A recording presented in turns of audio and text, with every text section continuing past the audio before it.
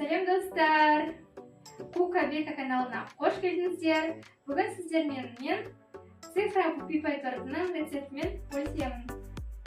Бізге қажет заттарымыз 250 грамм ұн, 6 жұмыртқа, 160 грамм қой шекер, 20 грамм какао, 160 грамм қазақстан шоколады, 90 грамм сары май, 1 шымшым тұз және 15 грамм жазылған кефир.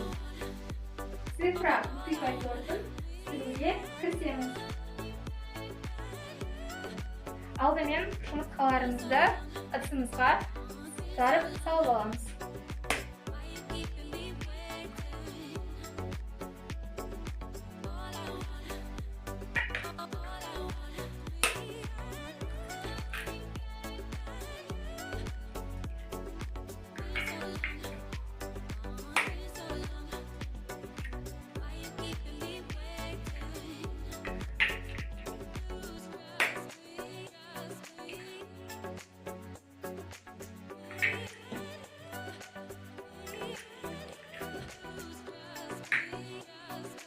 Жұмыртқаларымызды жарып ыдысымызға салып алдық.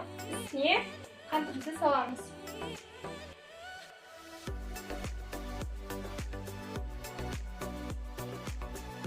Жұмыртқа мен құм шекеріміз екеуін жақсылап көпіргенше араластырып аламыз.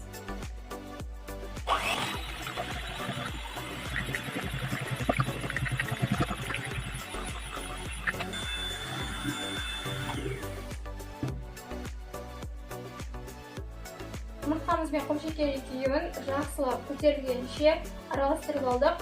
Қазір бұның үстіне шоколадымыз бен сары май екеуін ерітіп бірге араластырғаннан кейін салатын боламыз.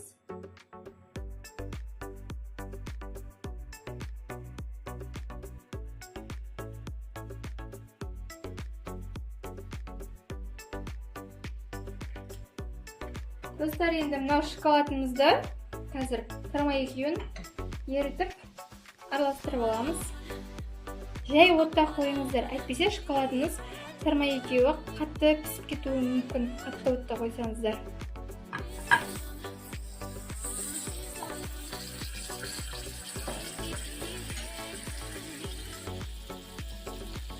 Үстіне шоколадымызды саламыз.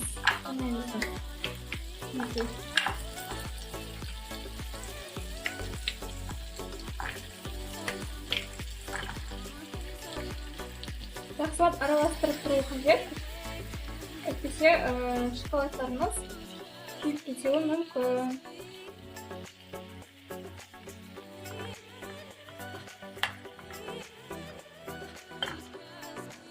Мінекей достар, шоколадымыз сары май екеуі жақсылап еріп болды. Құямыз. Осылай ыстық күйінде құямыз.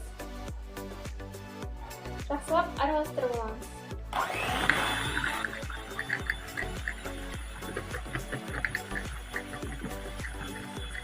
Ұнымыздың үстіне какаомызды салып, қызыл кесегімізді салып аламыз. Одан соң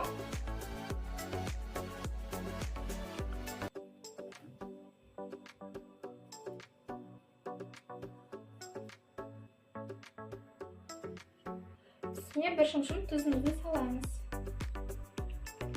Барлығын жақсылап араластырып аламыз.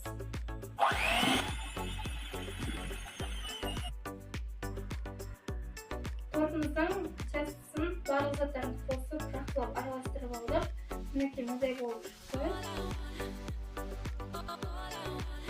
Қазір бұны біз пергамент қағаздарын бөлек-бөлек киіп аламыз. Мен 60 деген торт жасайын деп жатырмын. 60 деген цифраға 2 қордан жасаған кезінде маған 1 пергамент қажет болады. Мінекей.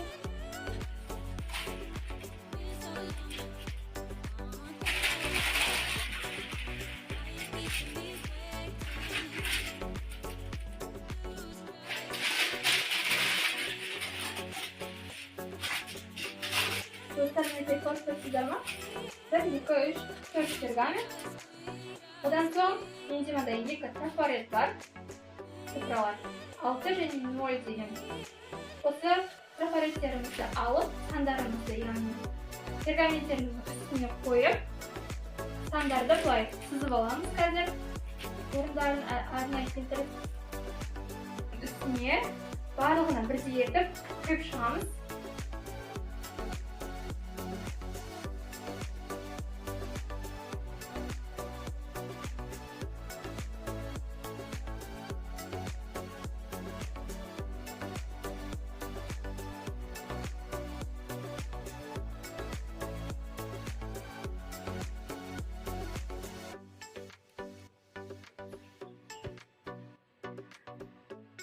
Барлық трафаретімізге, яғни сандарымызға бірдей етіп салып құйып алдық.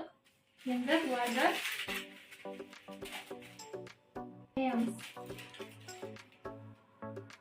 Жаңа көріп тұрғандарыңыздай 0 деген сан ғой. 0 деген санның барлығы жан-жағына келтіріп аламыз осылайынан. Мындай шпательдеріңіз болса, шпательмен, болмаса қасықпен осылайынан келтіріп алуға болады.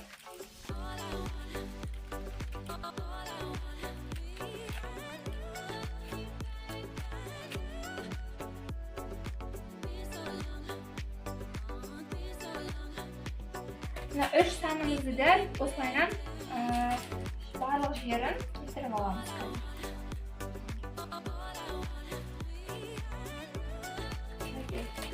Ойланыңыз. Енді алтынымызды сіздерге.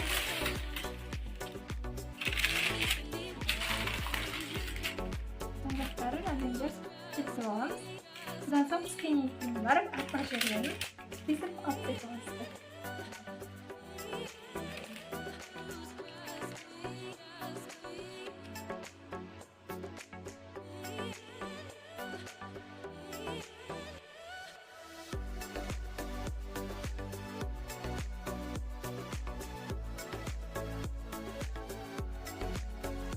Енді әрқайсысын 200 градуста толықтай дайын болғанда қойданды пісіріп аламыз.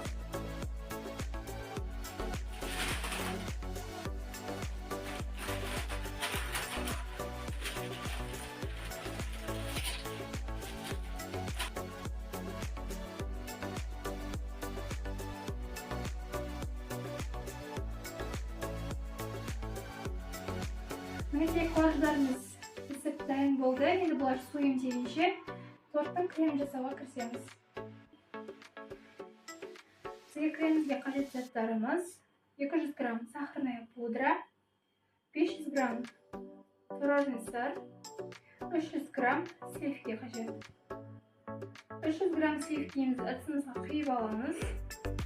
Оның үстіне 200 грамм сахарная пудрамызды саламыз.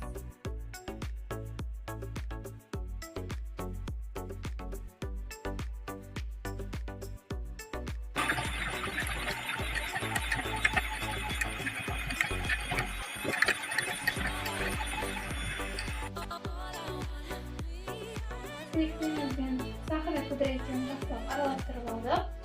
Араластырған кездерінде жаңағы бетінен ұрғақ пайда болғанша араластырасыздар ғой. Енді оның үстіне творожный сырымызды саламыз. Енді жақсылап араластырып аламыз.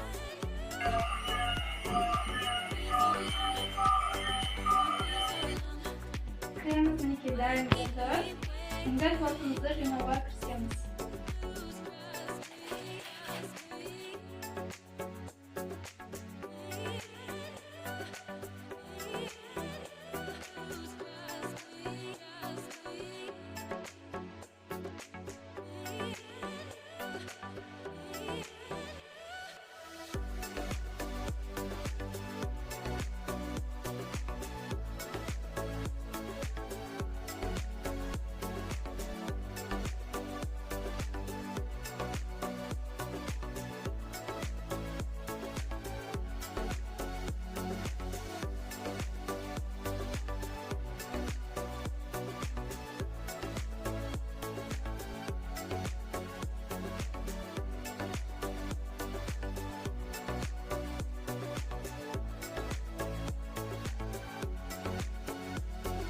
Достар, мінекей тортымызды жинап болдық. Бізде осындай 60 деген цифра пупипай торты шықты. Сіздерге қалай? Ұнады ма? Торт жақсы көретіндеріңіз комментарийға жақсы көремін деп, жақсы көрмейтіндеріңіз жақсы көрмеймін деп жазып қалдырыңыздар. Достар, біздің каналымызға тіркеліп лайк басып, пікір қалдыруды ұмытпаңыздар. Сіздер де осы рецептпен жасап көріңіздер. Өте дәмді шығады.